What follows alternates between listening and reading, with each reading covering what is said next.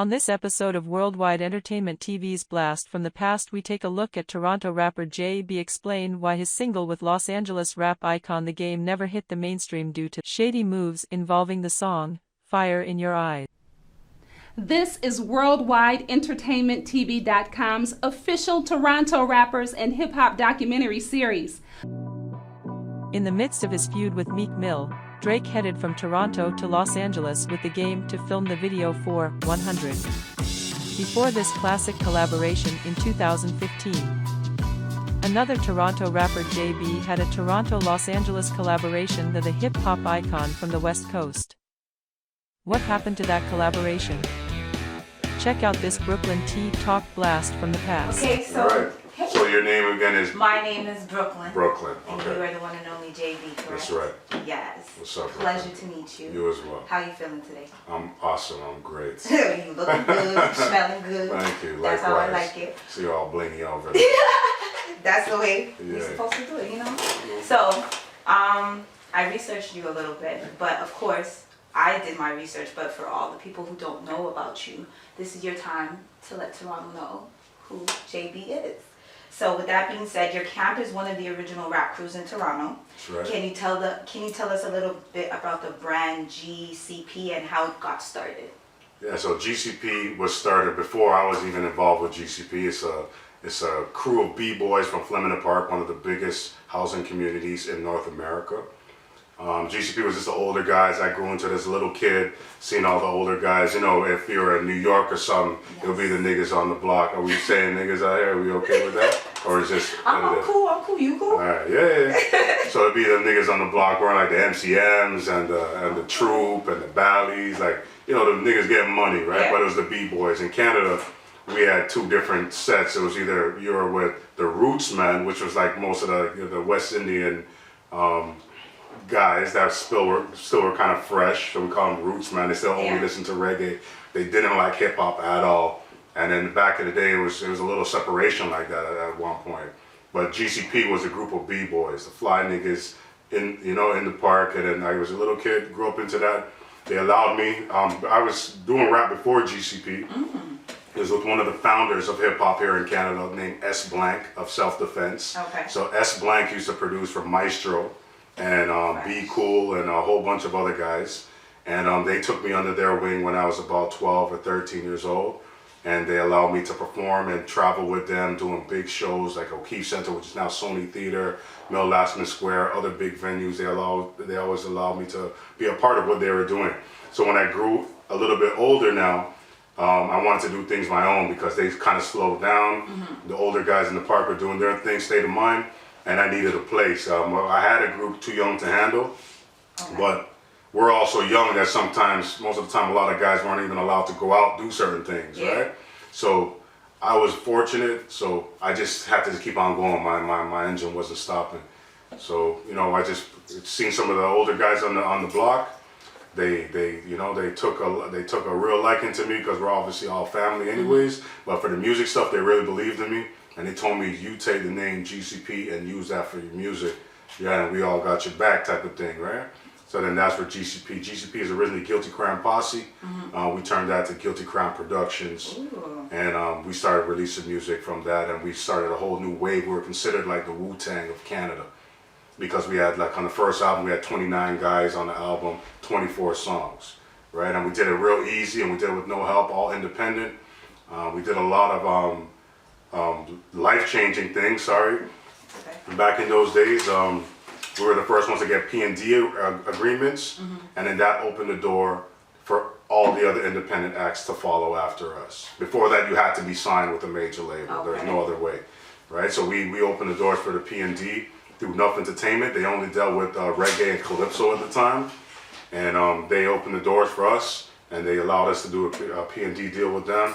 And we're in all the major retailers, and that's what set us apart from any other guys just from the street, is that we were in every single HMV, Sam the Record Man, or Music World across Canada. Okay. Yeah, and that's GCP. And then, you know, we birthed a lot of street hip hop culture in Canada. That's dope. Yeah. That's amazing. I know about Fenway Park as well. Okay. I grew up in Finch, and a couple of my friends are from region and stuff, so I know about all those areas. So you know what's up. Yes, I do. Yeah. So there has been a few changes, of course, in the Toronto rap scene. Yeah. Would you like to tell us the difference between back then and the rap game now? Well, everything back then was a lot more physical. So you had to physically mail records or CDs to get it to the DJs. There was no MP3s being sent out. You had to go buy physical reel-to-reels to go record. There wasn't just like a CD or a, you know, like even, that was after the DAT tapes and all of that. But when I came in, it was reel-to-reels. Like, you know, you had to have enough money to even buy that reel. Yeah. And then make sure that you're good enough to spit on that reel to, you know, before it got wasted, because you only had a few takes on that shit. There was no erasing and record all the time. So the difference then and now is everything is a little bit more physical. We had to put a little bit more work in back in the day. But now the music is great, and now it is likely you still have to put in a lot of work to get promoted and to get out to a large fan base. And times change. Everything is different from back then till now. So I'm not one of those people. I love the new generation. I embrace it. I've put out a lot of new young artists, like Jazz Cartier has come out through the GCP camp, and right now we got Kaka ready to drop, and we got a lot of other artists too that we've been working with from the stateside and across the world. But I love the new generation. I love everything that's popping right now. That's great. So for those who don't know, how would you describe your style, your rap? Me, like, as I was a kid, they always used to call me like this ghetto flows, like the ghetto child. Like, I keep it straight and straightforward for you. I ain't trying to do too much crazy shit, but I just make sure that you can understand what I'm saying and bring that street motivational stuff to you. That's great. Yeah. Who have you collaborated in the past, and who would you like to collaborate in the near future? Well, some of my biggest features in the past have been with The Game, Nicole Ray. I've done features with J.R. Ryder from Dipset, Drew from In Essence, that's now, I guess, one of Canada's leading R&B singers. We have a huge hit that we have that's continuously played on all the reality shows like the VH1, Love and Hip Hop's, Bad Girls Clubs. So we have a song called Ayo, and that's available on iTunes and Spotify. You know what's crazy? I was just about to ask you about your collaboration with The Game. What you're about to see ain't your typical love story. The word love, often confused with infatuation, could be a dangerous feeling, especially for a dude from the streets. With it comes deceit, jealousy, envy, and the best of friends can easily become the worst of enemies. Wishing I could hold you, just wanna squeeze the life out of you. I remember in 96 when we met, you got the best of me.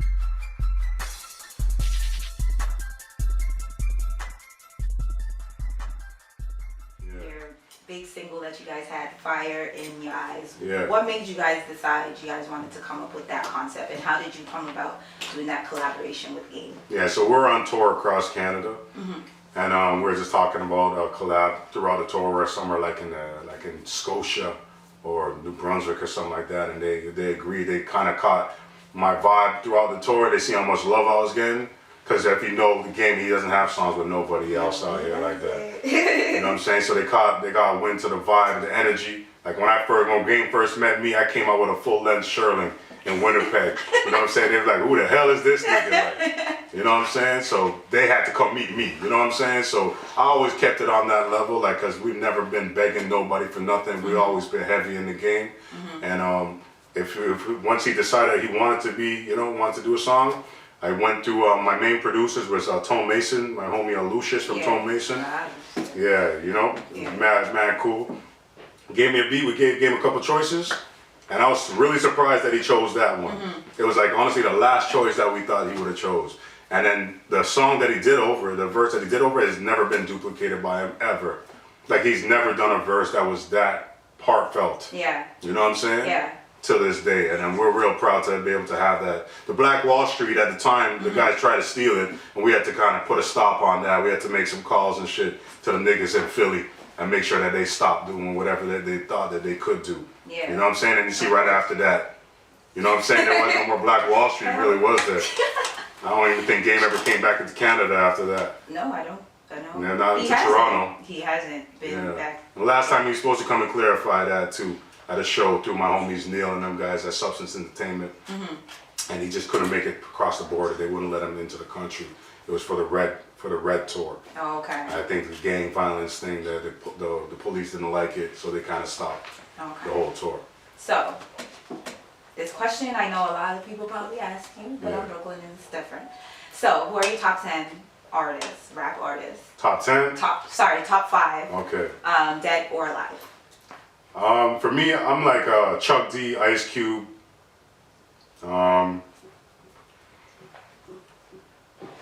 You like that old school feel? Well, I grew up on that. It's very revolutionary for me. I'm a very strong-minded person, you know. So it really took a liking to that. I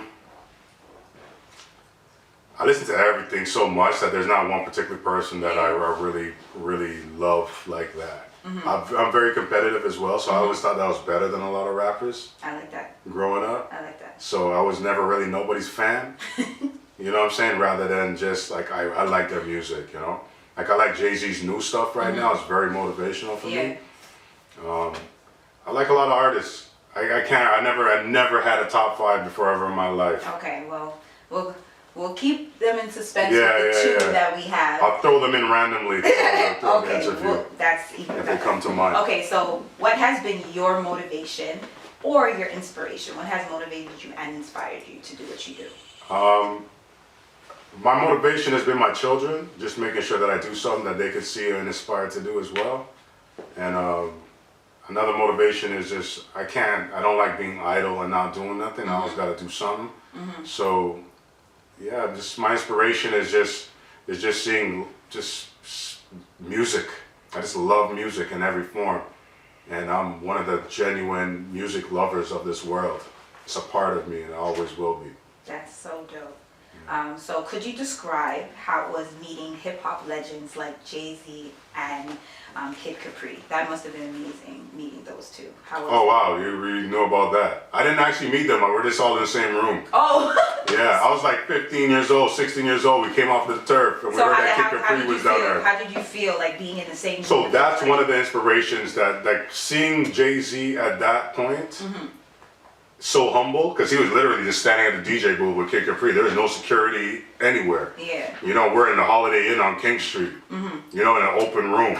So seeing that and then seeing how he was perceived afterwards, like on radio or on mixtapes, it made me know that everything is real and anything could be possible, right? Yeah. And I come from an area of celebrities in our own right.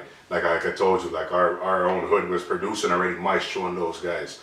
The latest in Toronto collaborations with American rappers includes Drake revealing that Lil Baby is recording new music at his Toronto mansion. The Atlanta and Toronto rapper both performed in Montreal last week for festival Metro. By the way, my brother Lil Baby's in the studio right now. He's cooking up, we're working, but he's gonna come and do some spins with us tonight too. Learn the rich history of the city, see exclusive and rare footage, interviews, and concerts.